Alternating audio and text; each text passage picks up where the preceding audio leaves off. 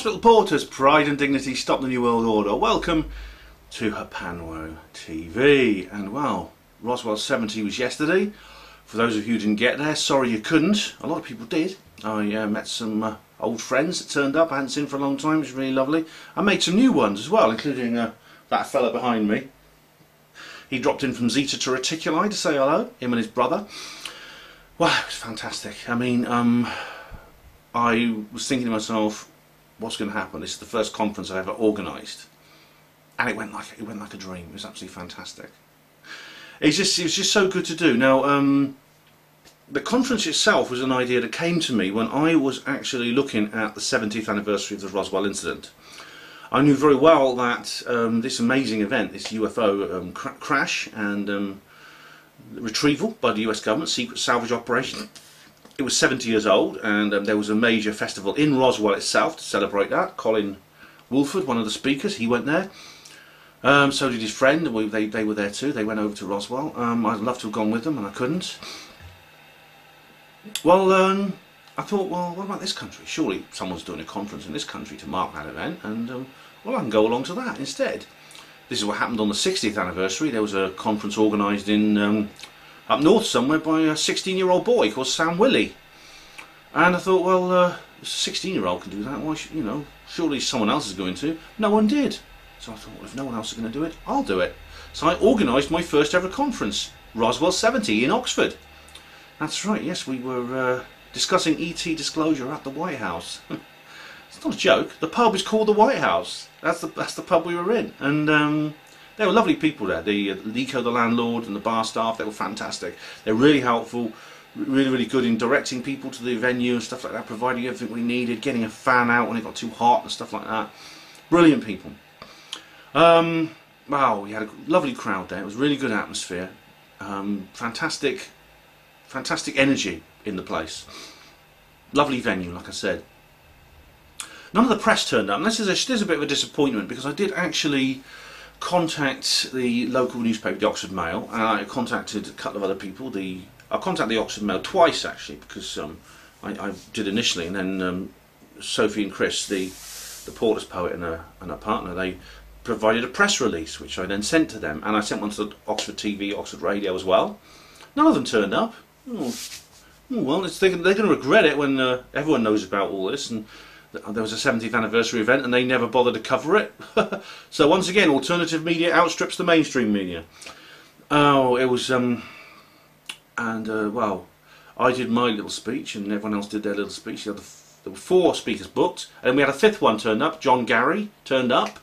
Well, he was actually, I booked him at the last minute because he wrote to me, contacted me on Facebook about a week beforehand and said, can I speak at the conference? I've got some very important information to give, and he did indeed.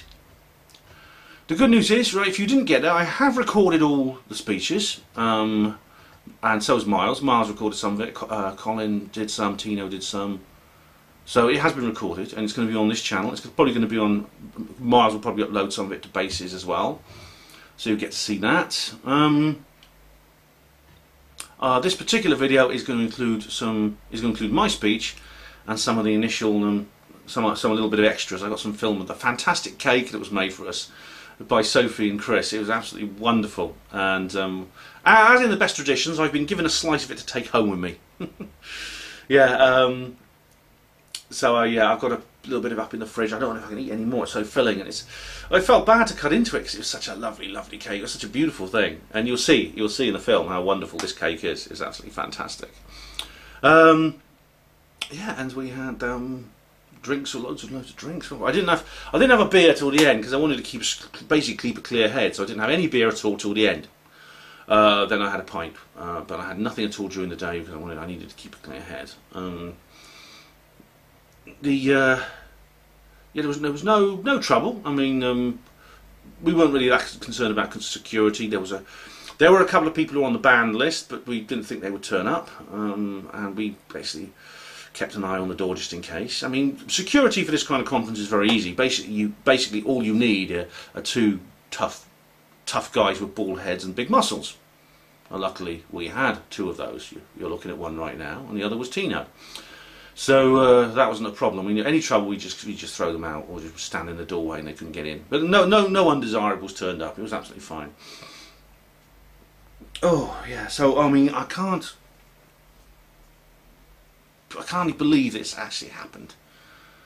I've been worried about it and I've been thrilled about it for so long, and it actually happened. The conference has actually taken place, and it's just a brilliant feeling. It's a wonderful sense of achievement. My first ever conference organised, and I mean, I don't see why I shouldn't do some more now.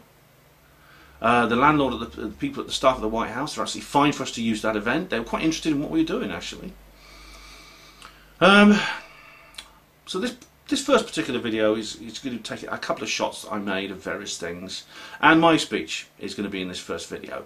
The others will take a bit more editing and take a bit more effort, especially Miles's, because Miles will insist on something a bit better quality, and I think I do owe him that. I really do.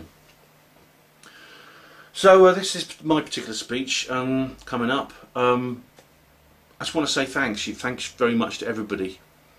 Say thanks to Colin, Wolford, Miles Johnston, John Gary, Tony Topping, and of course me, for being such brilliant speakers. We were all excellent speakers, all of us. I want to say thanks to them, and thanks to Tino for doing the merchandise. Thanks to Miles for his technical support as well, and thanks very much to him. Tino did one of the cameras as well. And thanks to all the delegates for coming. It's really, really good, all those people who were there. Fantastic. So thank you very much for them as well. It was my idea for this, but all of us together is what it took to make this such a wonderful day. And there's going to be plenty more, I'm sure. We're going to keep doing it. If we have disclosure, it won't be an end to conferences. If we have disclosure, there'll be more. There'll be plenty and plenty and plenty of UFO conferences. There really will be. And yeah, there's plenty of UFO conferences, and this time the mainstream media will appear. Also, do remember there are these T-shirts. Okay, these T-shirts, we sold quite a few of these. Okay, and this is what's on the back.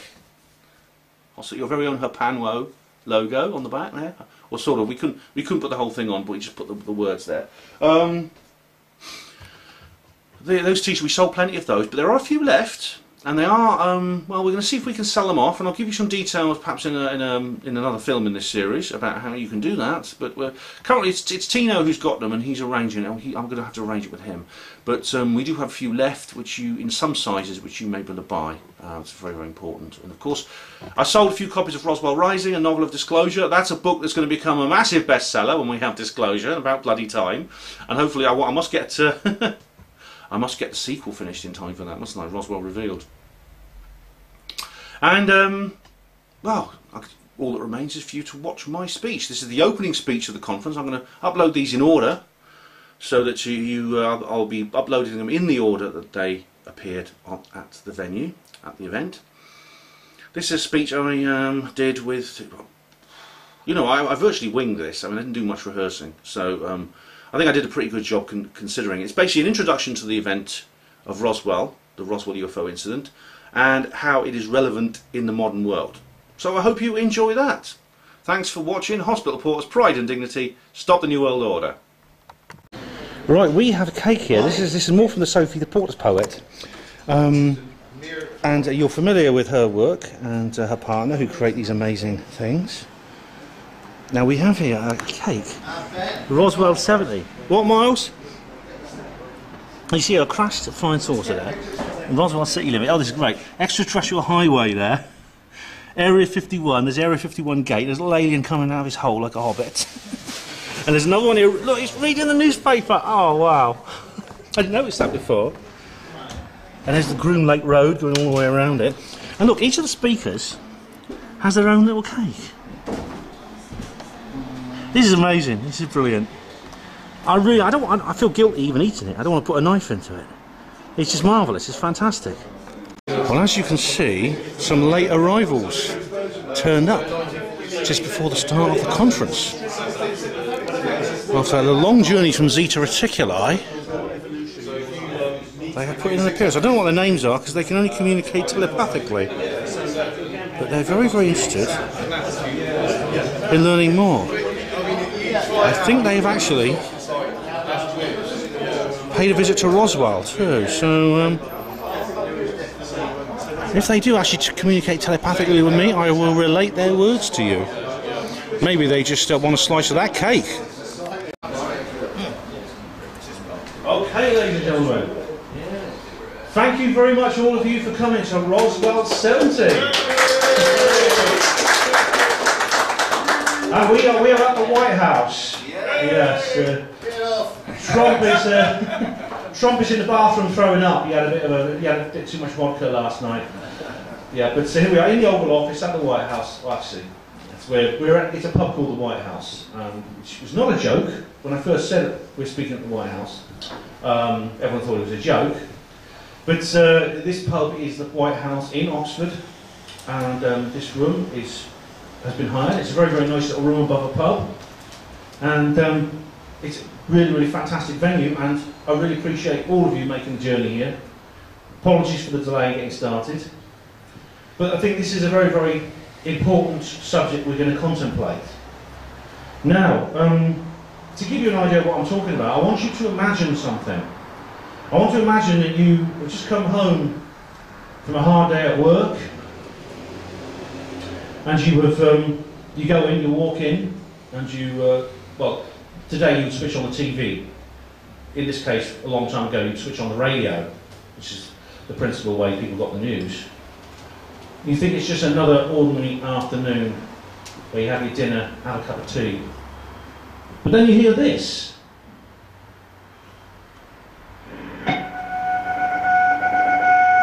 Headline edition, July 8, 1947.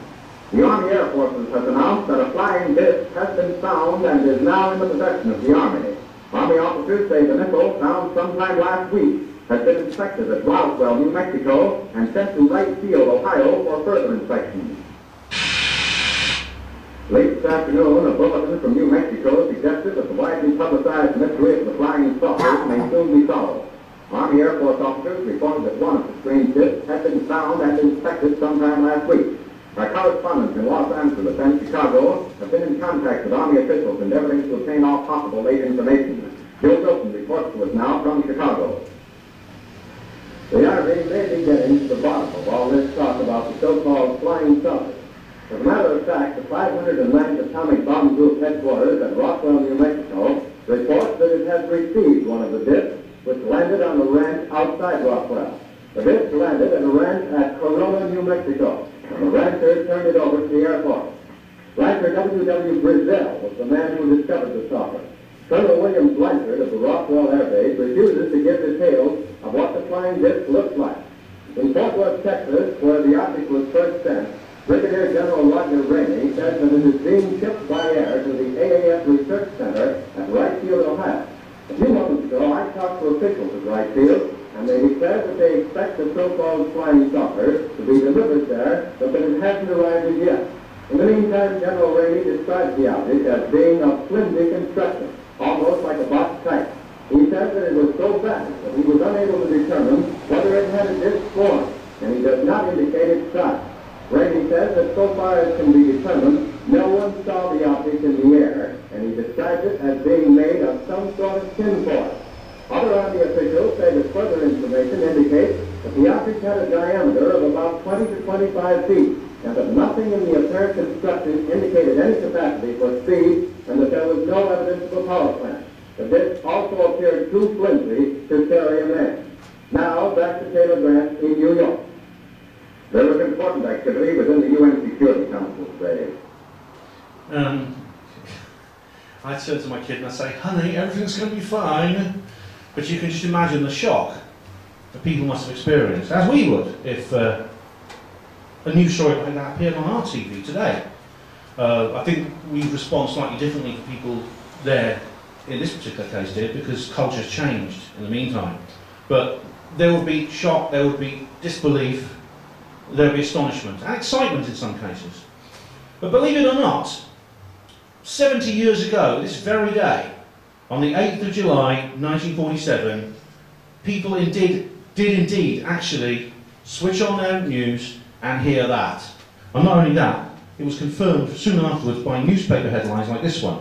This is the original newspaper headlines from the Roswell Daily Record. 8th of July, 1947. RAAF, that's the Roswell Army Air Force, captures a flying saucer on the ranch in the Roswell region. Now that is unequivocal. They don't call it, well, we don't know what they say, it's a flying saucer.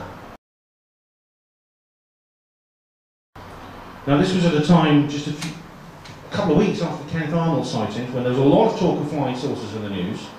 So this is not a statement that they would have made casually.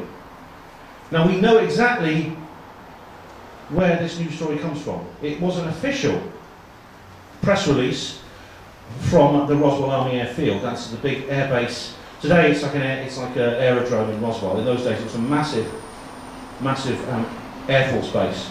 In fact, it was the headquarters of the 509th Heavy Bombardment Group, which at the time was the only nuclear-armed military unit in the world. This is the unit that had dropped the Hiroshima and Nagasaki bombs at the end of World War II.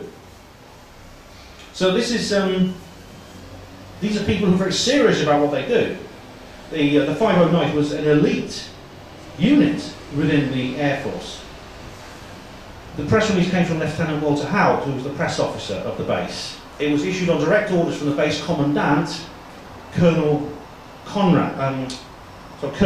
Blanchard, William Blanchard. The reason this was released was based on a report by Major Jesse Marcel Jr.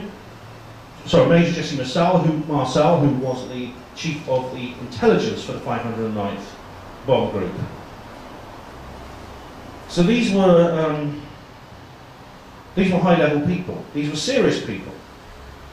These are people who do not make claims lightly or talk about strange things frivolously. They're very different from me, in other words. So this news story went all over the news on the wires. Before they had satellites, they had wires going underneath the oceans, and that's how these things were communicated. So many newspapers covered this. It went viral, as to use today's parlance. And just for that one day, or part of that day, it was everywhere. It was all like, my goodness, we have flying saucers. And one of them came down to the ground. Someone came, a craft from another world, another planet, another universe, came to grief on the Earth's surface, and the government have salvaged it successfully. Now, this amazing moment didn't last very long. In fact, it only lasted for a few hours, because what happened next was there was a second press conference. There was actually a press conference at the 8th Army Air Force headquarters. This is essentially the larger force of which the 509th is a part of, at its headquarters at Fort Worth, Texas, USA. Major Jesse Marcel did take part in that himself, and the news reporters from all over the world were invited to this second press conference, expecting to hear more details of this flying saucer. But instead, they were told there was no flying saucer, and the Roswell Daily Record was forced to release a second edition of the day with a very different headline.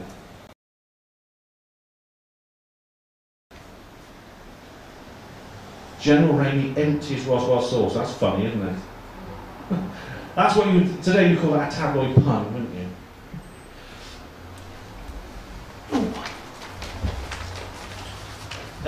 There's actually some hard copies of these headlines here, which Colin has very nicely provided. Colin has just come back from Roswell itself, and he's provided these two copies, not originals obviously, but the back copies of these two editions of newspapers are extremely popular. They're the most widely sought after, ordered and printed out newspapers on Earth.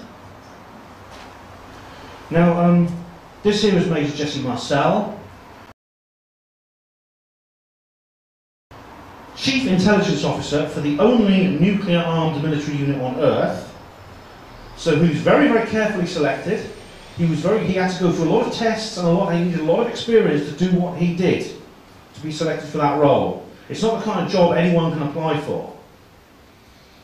Yeah, what he's actually holding here, this is in General Ramey's office at Fort Worth, are pieces of a weather balloon. A weather balloon is something that everyone within the Air Force is very familiar with because air bases launch them continuously.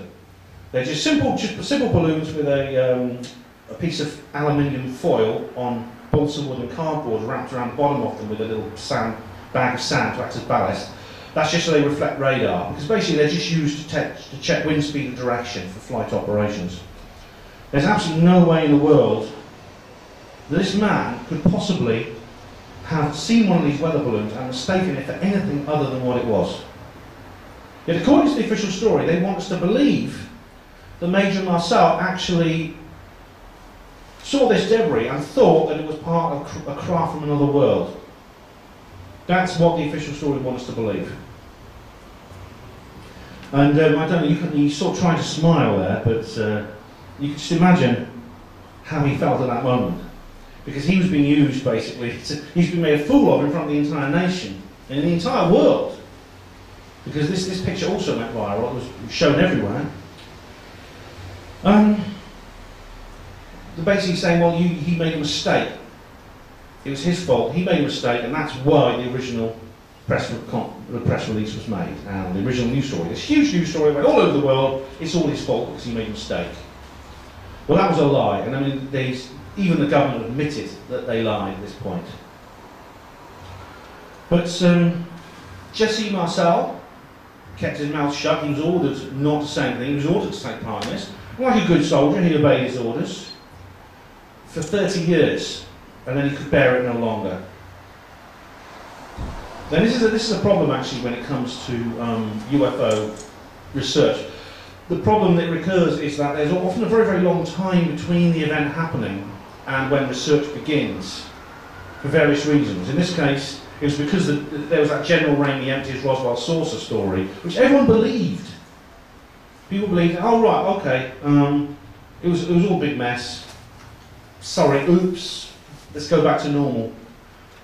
When's the football on, dear? That was basically what happened. And it worked. Unfortunately, it worked. People did lose interest.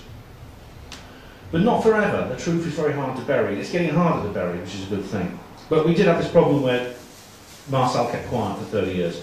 It'd be rather like the Rendlesham Forest incident happening, and then no one saying a word until 2010. You can just imagine how much more difficult it would have been if that was the case. But then Stanton Friedman, are you all familiar with Stanton Friedman? He's the guy basically who broke the story to the world. Well, what happened was in 1977 he was at a UFO conference speaking.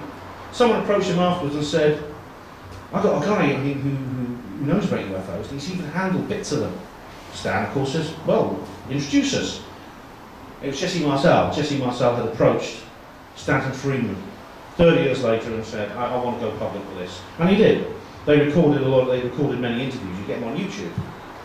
And this resulted in an explosion of new interest in the subject and new research. It started with this book here. This is, I've got first edition of this actually, I'm very proud of it. This is the seminal book in this long series of many, many books on this subject. The Roswell Incident by Charles Berlitz and William Moore. It basically gave the details of the story. What had actually happened, what the government were actually covering up, was that an artifact of an extraterrestrial civilization had crashed Earth. The flying saucer, the original flying saucer story was real. And it had come down to Earth, it had come to grief, and as the government moved it, they salvaged it openly at first, but they decided to keep it secret. And according to Stephen Bassett, this is what he calls the start of the truth embargo, because according to him, this was the moment when the decision was made that it had to be kept quiet forever. I mean, I doubt that. I think it was probably more likely some kind of big mistake, the reason the first press release came out, because there are actually similar events to this. This is an important point. The Roswell incident is not the only one of its kind. These things happen regularly all over the world, including in this country. I have reason to believe, I've done an entire presentation on this, but I have reason to believe in 1987 something very similar happened near Kirkby in Ashfield, just north of Nottingham. The reason I think that, I'll explain in my presentation on that, which is for another day. So, Roswell. I'm fascinated. Would you mind just giving a little bit that I don't know about this? Would you mind just elaborating slightly? I don't have time, unfortunately, Tony, but yeah, I was contacted by a local researcher, and there's distinct evidence, including possibly physical evidence on the ground, clearing the woods where there's been, things like that. But I've done the entire presentation. You can see it on YouTube. I've done the entire presentation. Sorry. No problem, no problem. I appreciate your interest. So it's only a matter of time before the word Roswell is actually introduced into the Oxford English Dictionary as a common noun to describe these kinds of events. So this is the allegation, which I think is true. 70 years ago, just over 70 years ago, something from another world crashed at Earth. It was taken by the government and kept secret. And the public were basically told it was nothing. They were told it was a weather balloon, first of all. There was many, many more disinformation exercises. In fact, when this book came out, I think there was some rather panicked phone calls in offices in the Pentagon and high-level meetings in cellars with locked doors, saying, well, what are we going to do now? And there are several different methods that the keepers of the secret have used to continue this truth embargo. And that was more disinformation for a start, because by this time, what this book reveals, along with Jesse Marcel's testimony from Stanford Friedman, is that this craft contained biological entities as well, aliens, creatures that were also secretly salvaged and were kept, and they were autopsied. They were actually examined. There's a guy called Glenn Dennis, who knew a nurse at the base. He was actually dating this woman who was a nurse at the base, and she told him that there was actually an autopsy, a post-mortem that was done to an alien on that base, and there are probably others done elsewhere. Colin will probably tell us more about this when I'm finished. Now, the skeptics say that nurse never existed and Glenn Dennis made her up. That's not true. Stanton Friedman has been contacted by someone who also knew her, and she has been identified. But there was all kinds of, what the government said was, they weren't aliens, they were just doing parachute tests, and they used dummies to test these parachutes. Well, they do. The problem is these dummies are very obviously look human. They're made of wood, and again, they're quite well known in Air Force circles, and they've been very, very obviously recognisable for what they were. Not only that, but these parachute test dummies didn't begin until 1953. That's 7 years later. So we've got to believe that somehow the people who came forward, including Lieutenant House, the man who wrote the press release, we have to believe that they, firstly, didn't know what a parachute test dummy looked like, and secondly, got their dates mixed up so wrong, they actually thought it was 7 years in the future. Again, these are highly trained, highly expert, elite soldiers from the only nuclear armed force in the world at that time. The government obviously think that we are parachute test dummies. They really do. The government also said in 1990 that, they decided to declassify something called Project Mogul. Project Mogul was allegedly a system where they created a huge balloon, the largest unmanned balloon that ever flew, tall as the Eiffel Tower, and they attached to it special sound recorders for picking up infrasound, very low frequency sound waves, and they flew these over the Pacific Ocean. The reason they did that is because they knew that, they hadn't admitted it publicly at the time, but they knew that the Soviet Union was very close to finishing its own atomic bomb project, and they wanted to know when that happened. And this was highly classified because they didn't want the people to know that the Soviet Union could potentially have this weapon. They wanted people to believe that America alone had this weapon. So Project Mogul, Project Mogul was declassified, and this apparently was what the cover-up was all about. Yes, there was a cover-up. Yes, Major Jesse Marcel was press-ganged into taking part in this cover-up. Yet, It was not a cover-up of an alien crash. It was a cover-up of a very, very top-secret balloon crash. Again, there were lots of reasons to doubt this. Firstly, the fact that this was not declassified sooner, when a lot of things such as a lot of the early nuclear weapons development was declassified.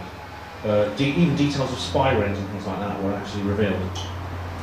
So why was Project Mogul left on the secret shelf? And maybe Nick Pope could answer that. He's not here. Nick Pope's not coming, by the way, so if anyone came especially to see him, now's the time to leave. I'm sorry. All the money back. Goodbye. So that again is an anomaly, and again, this is the second time the government have changed their minds over what the Roswell incident was. I mean, you know that phrase, George Bush sort of inarticulately blurted it out once. Fool me once, shame on you. Fool me twice, shame on me. Are we to believe the government this time? This is the lines. This is what skeptics want to make us believe. Oh no, it's different. Why is it different? Well, this time they're telling the truth. Yeah. So what really did happen? Well, we know from the news report you heard earlier on and from the news stories that the wreckage from the flying saucer was taken to Fort Worth originally, actually, where General Rainey was. But then it was taken from there to the Wright-Patterson Air Force Base in Ohio, because that was the place where the Army Air Force's technical data section was actually based. So Wright Field, it's called Wright Field, it's called Wright-Patterson Air Force Base, it's called Wright Field in those days. I've spoken to a lady who worked there who's just written a book, Dr. Irena Scott, has written a book called UFOs Today, where she talks about this. Very interesting what she has to say. So this was the kind of place where you would take something like that, because any kind of foreign material had been captured. It could be a Soviet jet, or something something German that had been dug up, of an old bomb from the war that had been dug up, a German bomb, or something like that, or a Japanese shoji balloon, or something like that. You take it to the technical data section. There they would have scientists who look at it and assess it and things like that. So that's where you would expect them to take something like that. Now, we don't know what happened after that, because after that the cover story came out. But we can make certain suppositions. One is the technical data section doesn't exist anymore, yet it has its equivalents in the modern world. It has the US Air Force and the government in general has a place where they do take foreign objects of all kinds, maybe from from other nations, not necessarily from other planets, and they test them. And it's at this place called Area 51. That is a sign you will see on the side of the road if you're driving up to Area 51. This is it's called the Groom Lake test site in Nevada, USA. The government have only recently admitted that it was real, it even existed. There's no fence or anything like that, there's no guards, or the guards are inside. You just see that sign, and you can't go any further. If you go any further, you'll be arrested. They can even legally shoot you once you cross over the border. So it's not worth trying, You'll get very far.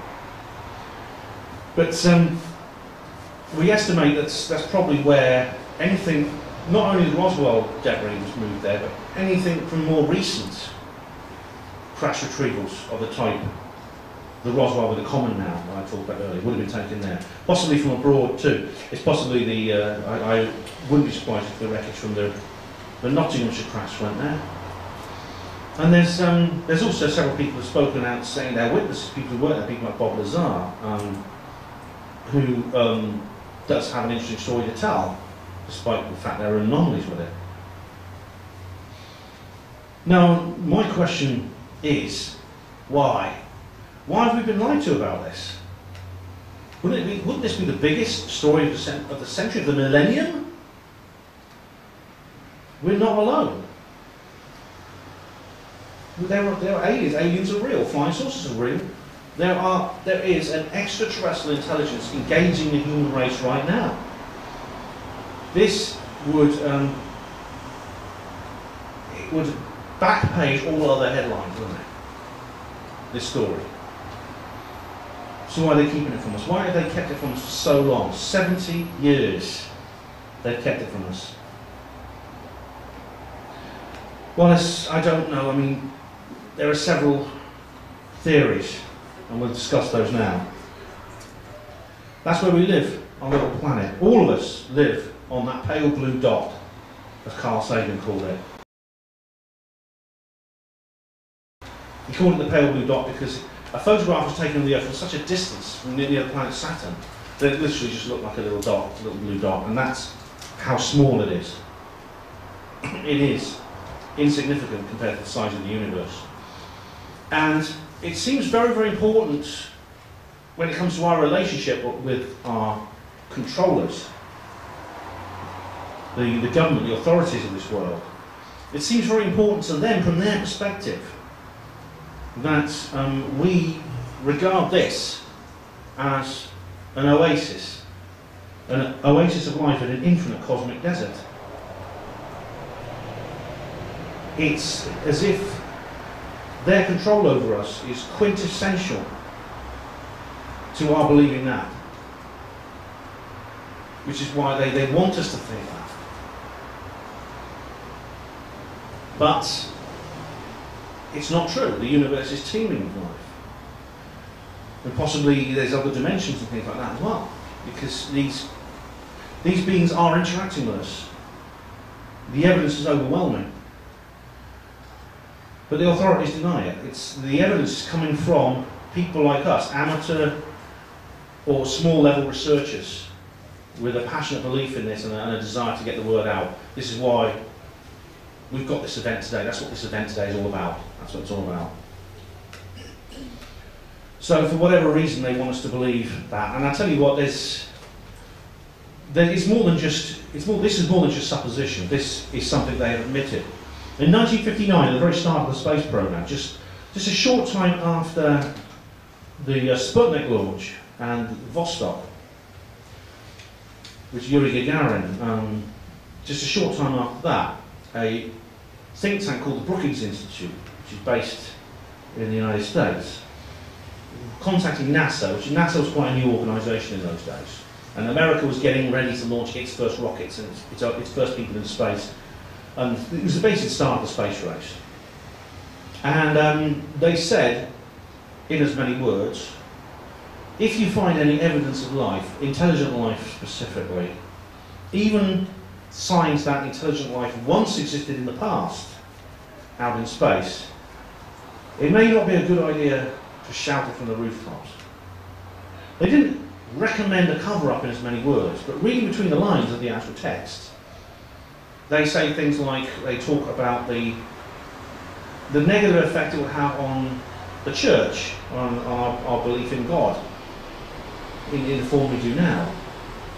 And it talks about our respect for government, things like that, and about our sense of security, and about our sense of safety in the world. So we don't know for certain that NASA actually obeyed this recommendation from the Brookings Institute. But the Brookings Institute is a respected think tank with many top-level psychologists, and that covers a multitude of things, I'll tell you. So we have the theoretical foundation to what I think would follow. And then when it comes to things in the past, we talk about ancient artifacts on another planet. Well, Mars has these. There is distinct evidence that there are artificial structures on the planet Mars. They were probably built in the distant past, still visible today, even the Moon, and even some other planets. Richard Hoagland has covered that in detail. But there's more. It goes deeper. That there is an oil rig. Designed to bring oil up from beneath the sea. Quite a remarkable thing, isn't it? Just drilling down into the seabed, bringing this oil up. And, well, it's a difficult, it's an expensive thing to do. We need oil, because oil is I was going to say oil is the biggest industry on Earth. It's not the biggest industry on Earth. Oil is industry on Earth. Oil is the lifeblood and lubricant of civilization as we know it. It is the framework for the current economic and political world order.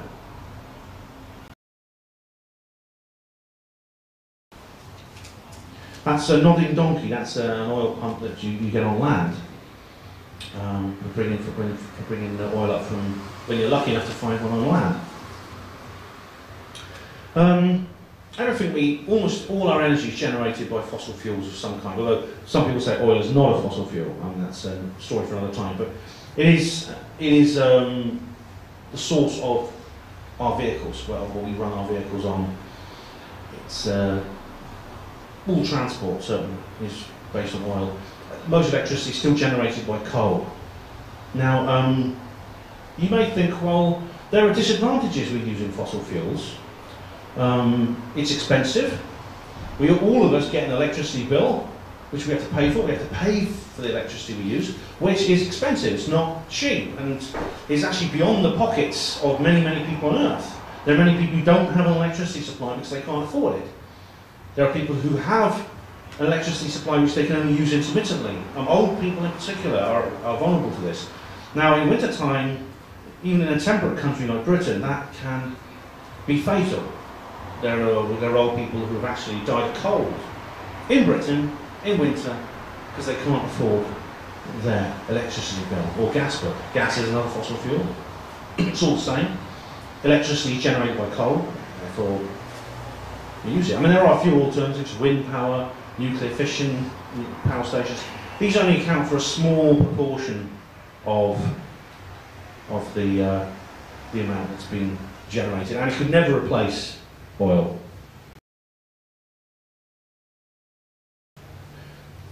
I mean, there are a lot of other disadvantages as well. I mean, you see this smoke coming out of a factory chimney or here, and there's the pollution caused by the use of fossil fuels is terrible. It does terrible damage to the environment. Even if you don't believe, it depends whether or not you believe that carbon dioxide is actually contributing to climate change. Even if you dismiss that, as I do, it doesn't mean you should be in favour of using fossil fuels, because fossil fuels have chemicals in them which do damage to the environment. They get into your lungs, they can cause cancers and various other health problems. They get into the soil, they get into the air, they get into the water. They do damage to the environment. Mining is still one of the most dangerous jobs you can do. Thousands of miners get killed every year. Miners die from illnesses caused by inhaling coal dust and exposure to coal dust. Oil rig workers get killed all the time in minor accidents. Or sorry, one-off accidents, not minor, they're fatal, but the safety record of the oil industry is low, even without things such as Piper Alpha and Deepwater Horizons, which an oil rigs actually were destroyed by fire and killing all the people on board. The reason I'm bringing this up is that the energy politics and UFOs are intimately linked, because flying saucers, whatever you want to call them, if they're travelling in from distant galaxies or they're coming through wormholes between dimensions, they're not doing it on Texaco unleaded 4-star. They are using a power plant and propulsion system that is way beyond anything that we can conceive of, or at least what we are publicly allowed to conceive of. Now, this means that this technology has fallen into the hands of us. Well, not us as a human, but the breakaway civilization, as Richard Dolan calls it. This elite group that's behind this truth embargo, they have this technology. If they have found, if they've studied, like I said, the technical data section and Area 51, if they studied the wreckage of these multiple crashes, these Roswells, plural, they may want to work out how they operate. And we know it's possible to do this because we know that the Soviet Union managed to get a hold of it after the end of World War II. They got a hold of a lot of American hardware, and they built their own versions of it. They back-engineered what a foreign power created, and they built their own in their own way. And this is not just UFOs we're talking about here. I mean, the system, as I said, the means exist to produce energy out of nothing. You can create energy completely free, you don't have to pay for it, It's completely clean, it's completely safe, and it's an infinite supply. It comes from the zero-point field. And it comes from things like gravity. And gravity doesn't need any energy. Gravity, the power of gravity has been tamed, it has been domesticated, it has been harnessed. And there are human inventors, completely flesh and blood humans, who have created the means to generate this energy 50 years or more before Roswell. Nikola Tesla is a good example. Nikola Tesla, a genius in electricity, who created, for instance, he invented alternating current, which is what we use in these lights and on his computer. We use that today. That was Nikola Tesla. He also created the means, he discovered the means to generate electricity out of thin air. And he wanted to give it as a gift to the world. But he was shut down through a conspiracy. The industrialist J.P. Morgan, he co-opted several other people such as Thomas Edison, Henry Ford, George Westinghouse, these other pioneers of engineering and science. And Nikola Tesla was destroyed. He was ruined. When he died in 1943, alone, penniless, in a hotel room, the FBI locked the door and put a big ribbon over it saying, FBI do not enter.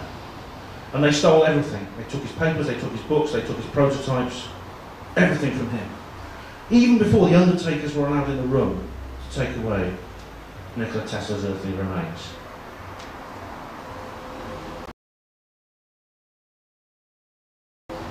Now, what would happen if we had this power system, if we had this source of energy, this propulsion system such as the ability to control gravity? What would happen? What kind of... Would the world be different? The world would be incredibly different to what it is now. And it would be much, much better. As I said, being free from having to pay for energy would improve our lives enormously. We can live in a world like this, where we had, without poverty, there's no need for anyone to be poor. Everyone could have, with all the energy they wanted, they needed, they'd be set free to live happier lives. We could produce all the food we needed, so no one needs to be hungry anymore.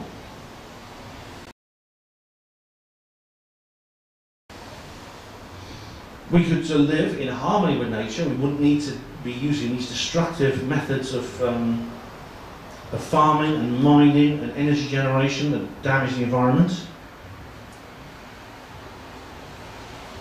It would be wonderful, wouldn't it? It would be absolutely wonderful.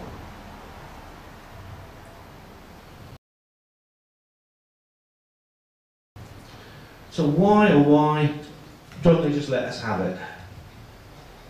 Did these bankers destroy Tesla to stop his gift of free energy for all? Rockefeller, Warburg, Morgan.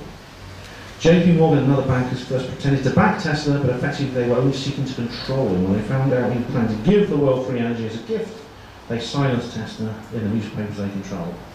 So the authorities in this world do not want us to have this energy, no matter what happens. Even, no matter how better it could make our lives, they don't care. Because of their silence, they are effectively condemning people to substandard lives, short lives, miserable lives. They're condemning the planet to environmental destruction, species to be made extinct, topsoil to be eroded to nothing, the oceans to be poisoned. But they don't care. Because if they gave us free energy, it would change the world, it would make it better for us and worse for them. Worse in the sense that they would lose control. With free energy, we would have an enormous amount of pressure lifted from us.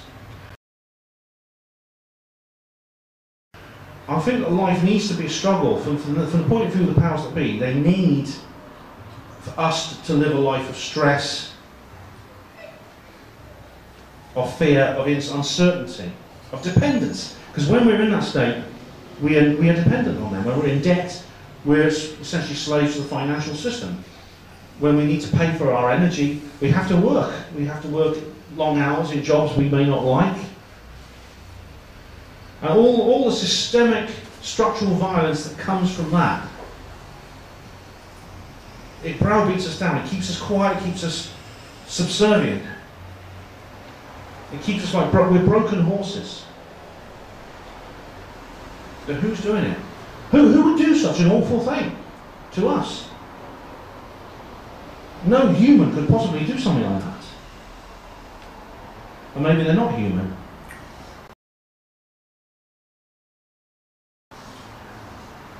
This is a symbol from the dollar bill. The words at the top means he favours our undertaking, and underneath, new order of the world. Novus Ordo Seclorum, new world order. This is just a symbol which is often used, or whether it's a symbol that they use themselves for their own cabal, breakaway civilizations, Richard Dolan calls them. Maybe they don't use this symbol themselves, but this is something they inserted onto the dollar bill as a sign of ownership. And there's more. Because I think we have reason to believe that this energy has been turned into a weapon. And a more terrible weapon than anything we've ever conceived before. Even nuclear weapons pale into insignificance behind the power of this energy, this free energy weapon. Because technology science is morally neutral. We can use it for good, or we can use it for bad. It will be what it is. And I believe that this breakaway civilization, the Illuminati, whatever you want to call them, have turned it into a weapon. And I believe they've used it. This is Dr. Julie Wood, who has studied the destruction of the World Trade Center on September 11th, 2001. And she has discovered distinct evidence based on the way that destruction took place, that the government had used it, has created a weapon, and they have used it, they have wielded it, at least on one occasion.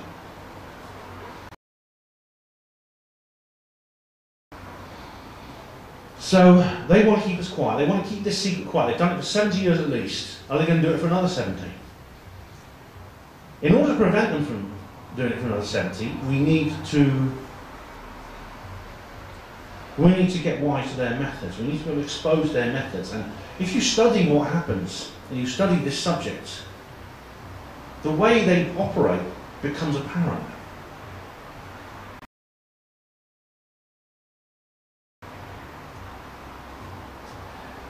I was in the car park before we began here. I met a couple of people in the car park, Ken, Tino. We got here early, and this lady drove in a red car, parked.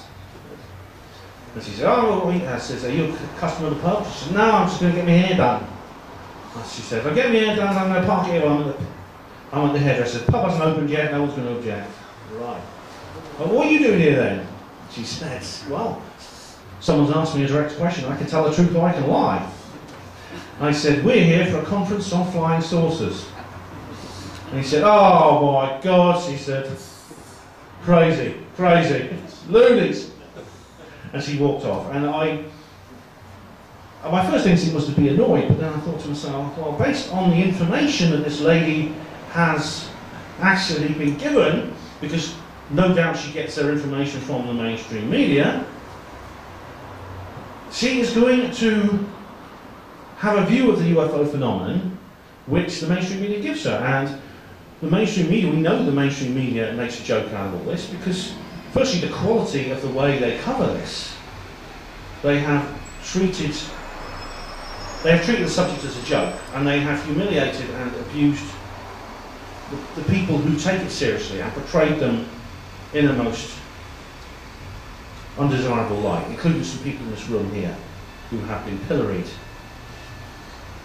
and have basically the equivalent of rotten tomatoes thrown at them. And there is a precedent for this as well. Not the Brookings Institute this time, an older document, one which goes back to the early 1950s, the Cutler-Twining memo, which actually said that it was a recommendation for how the government should deal with the public relations problems relating to UFOs.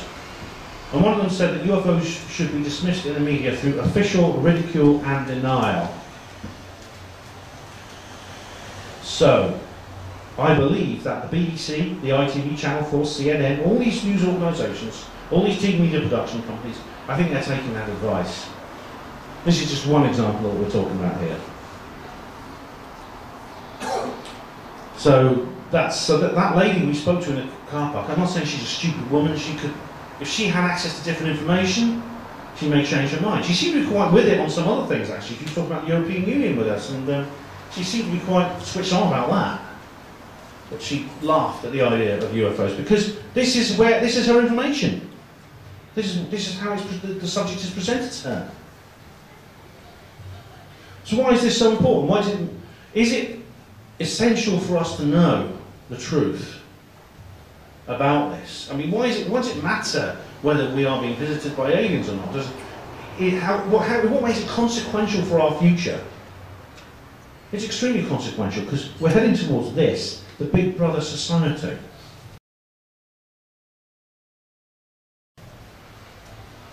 The trend within the political world at the moment has been for many, many, many years. The trend has been towards greater authoritarianism and greater internationalism. Individuals are being stripped of their human rights, nations are being stripped of their national self-determination, communities are being broken up and scattered to the four winds so that they can be atomised components of a political dynamic who love no one except Big Brother. Big Brother, your father, your mother, your lover, your brother, your friend. That's the goal. That's what they want. And the Earth is heading towards total meltdown environmentally. It's getting worse and worse and worse. Species are going extinct, as I said, the oceans are dying. Half the biomass of the ocean has disappeared in the last 50 years. It's gone. Forests are shrunk. In most parts of the world, forests are shrinking. 20% of the Amazon rainforest is gone. A lot of it's simply just for farming. It's not for timber. It's just so people can set up farms by the river. They don't know how, because they're using conventional technology. They don't have the ability to irrigate land and to create proper topsoil. They just burn in the forests. It doesn't have to be that way. We can live in as I said, in a happy world like that.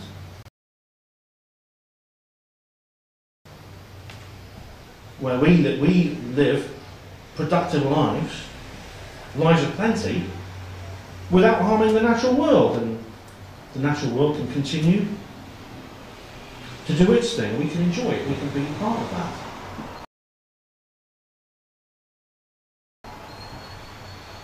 But it won't happen unless we become aware of our place in this universe for many, many reasons, for spiritual reasons, for psychological reasons, for cultural reasons, as well as economic, as well as to do with energy.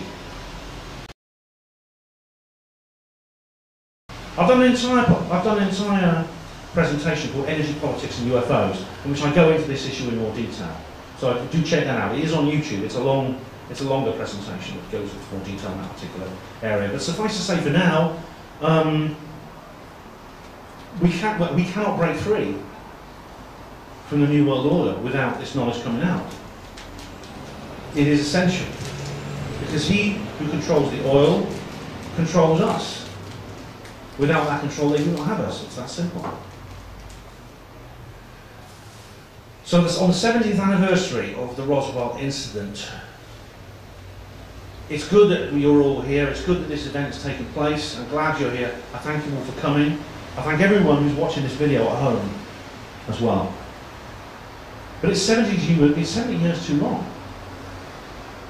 I wonder if Friedman and Jesse Marcel and people like that back in the late 70s, if they'd known by 2017, if 30 years later, 40 years later, almost 40 years later now, we would still be sitting here, the government would still be denying it, we would still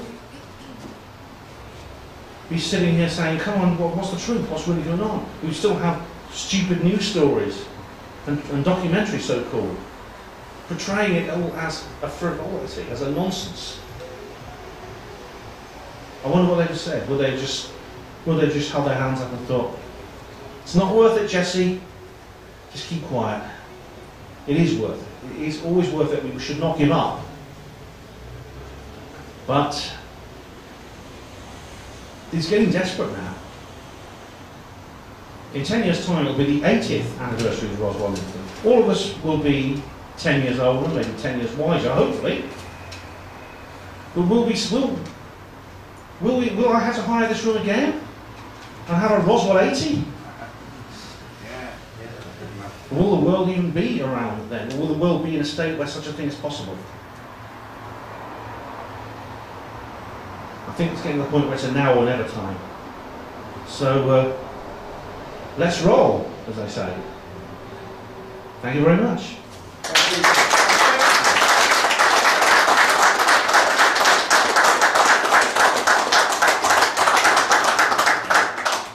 Alright, so we're going to have a little. Does anyone have any questions at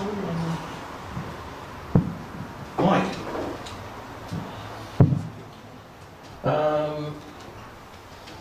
It isn't going to move at a fast rate, not while we have things like the Bilderbergers coming together in a smart posh hotel on the other side of the world, in Switzerland or something like that. And people ask, what are all the heads of government doing going over there? Oh, it's just talking about research. When in fact they're talking about the demise of the planet, financially and other ways. It's just that it just won't come out, even though we have little groups like this, we have all the other conferences that we will go to here. You know, we are literally banging our heads against the wall, but what we've really got to take on board with, really, to get the world to change, is to change yourself. Yes. And to become a lot more spiritual. That is really the true class of it, because we're not going to get anywhere on a physical plane. That is a part of it, Mike, you're right. I mean, I do have an interest in spirituality. I'm interested in the paranormal as well. Yeah. Ghosts and things like that, I think that is important too. Yeah. But we mentioned the Bilderberg group. Yeah, I mean, UFO truth, the disclosure movement is only a part of. Is only a part of it. It's a part of other things such as Bilderberg groups and things like that. So, because while they're having their meetings, you know, they have a cover story of freak storms on the other side of the world. Yeah. Anything. There's two major words in the dictionary at the moment. One is distraction, and the other is depopulation. yeah, this is we've got to break through that. In other words, I mean, the internet has helped us with that. So I do feel that we have hope. I think we should not give up. No. I feel concerned. I'm worried, and I feel. Sometimes I think to myself, oh my God, but I feel there was a way out of this, and I'm going to keep pushing for that way out for as long as I can. As long as I'm human and I'm not a cyborg or whatever, or dead or whatever they want. It's, I should point out today is World Disclosure Day as well, July the 8th, which is the day of the truth embargo began, the newspaper headlines I talked about. So, and Dave, hello. Oh, hi. Yeah, Ben, just on the question of hope and hope for change, to follow on from what Mike was saying, I tend to be quite optimistic, and I think the most likely scenario is, it might happen sooner anyway, but the most likely scenario is the people who are yet to be born, or just being born now, when they grow up, as they grow up, all the people being born now, the young kids, they're all into social media and they have access to all these documentaries and conferences on YouTube. So, for example, this conference today, in future years, for years to come, people will be looking at this event today on YouTube and getting access at a very early age, probably 9 or 10 or whenever they start. And we tend to think about changing, the change being amongst people as we exist now, like a snapshot, the people living now go to change.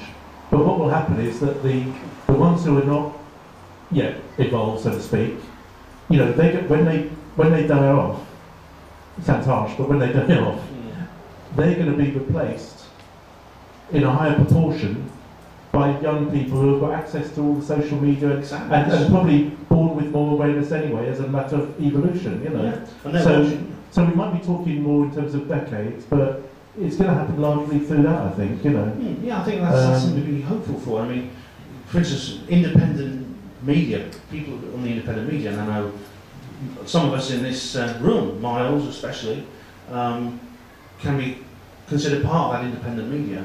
Some people within the independent media are getting now more attention than the mainstream. I mean, they're not necessarily people I agree with, but there's people on YouTube, for instance, who who are completely self-regulated and self-directing and self-producing, who have higher viewing ratings than CNN. And I mean, that is very, very encouraging, because even if you don't agree with what they're saying, you could say these are people who are doing it out of a sense of principle, out of a sense of right and wrong. If they can do it, so can we. And we can talk about these subjects now. That's true. Is it Alex Jones? Well, Alex, well, he's all right. But he talks about he won't go with the area of UFOs though. Alex, he just ignores that. Always has done. Now we're gonna. I think it's time for a little break because we're a bit behind schedule now. Go to the bar, get yourself a drink, go to the toilet, wherever you are, and do pick up some merchandise from the store there. The t-shirts, the Roswell 70 t-shirts, like the one I'm wearing now, are available in large. All the mediums are sold now. We have large, we have extra large, double XL. These are limited edition. No more are going to be printed. So if you want them, you've got to pick them up now. They're £10. So this is literally your only chance to buy one. There's also the book Roswell Rising, which is one I wrote. It's a fictional book. Yet it covers this area in fictional allegorical form. So please do pick up a copy of that as well, £9. I don't know if people want a longer break for lunch or if they want to eat. Yeah, I mean, if you want to get some dinner, you can order food at the bar. All right, we won't start until everyone's back again. Okay. So what about, I don't know, 45, half an hour? So yeah, is that all right? Half an hour, 45 minutes, all right for you guys? Yeah. Is that all right? Colin's up. Wolford, he's up next. So. We'll make sure you're back in within half an hour, 45 minutes. And we'll come down the bar and we'll tell you when we're starting again. So there's a beer garden outside. So have two. Yeah. Have two. Yeah, about half two. Okay, is that all right? Yeah. And then that's, Okay, that's 1430 0000. No stragglers. Thank you. Thanks, guys.